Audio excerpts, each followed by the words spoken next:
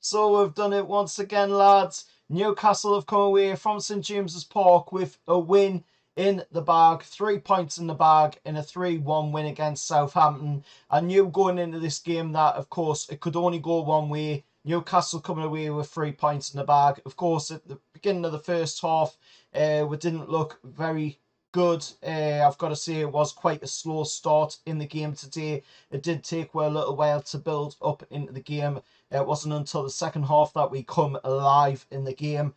Southampton, of course, scored the opening goal of the game on the 41st minute of the game.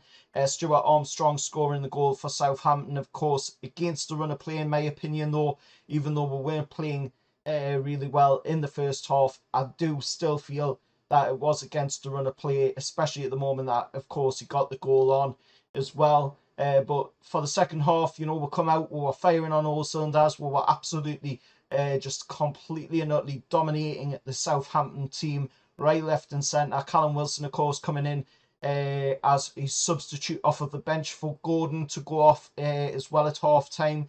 And from the moment that Wilson came on until the final whistle, Wilson was just absolutely on fire.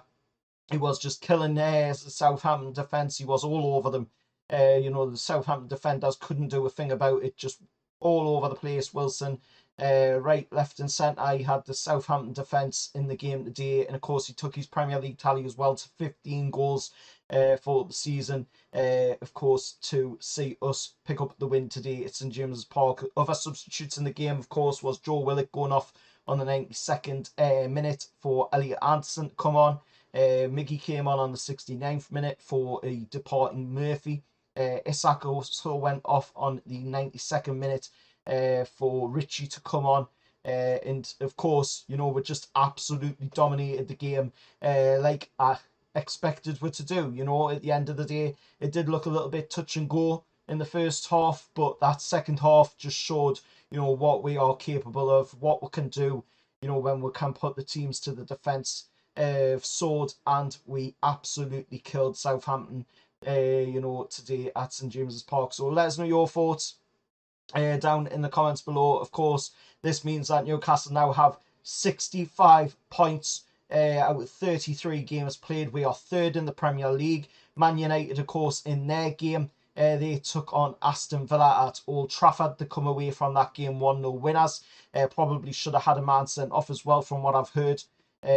Of course, from that game, I'll have to see that, of course, on highlights later on tonight and make me a judgment on that one, to be honest. But we are now 2 points ahead of Man United, who are in fourth place. We are now exactly about 11 points, I believe it is, ahead of Tottenham, who are in fifth place. So this looks like we definitely have Champions League football sewn up. Of course, we're going to the next game, which is against Arsenal. That'll be an interesting one to see how that game plays out, and especially now that Arsenal have moved into second place, with Man City, of course, picking up a 2-1 win against Fulham today in their game, which moved, of course, Man City to first with 76 points and Arsenal in second with 75 points.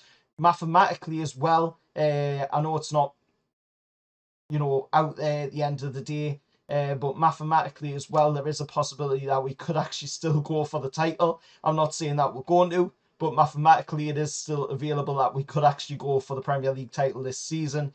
But of course, the other teams like Man City and Arsenal would have to drop off by a bit for us to be able to get in there. But I'm just putting it out there anyway, just for a laugh, really.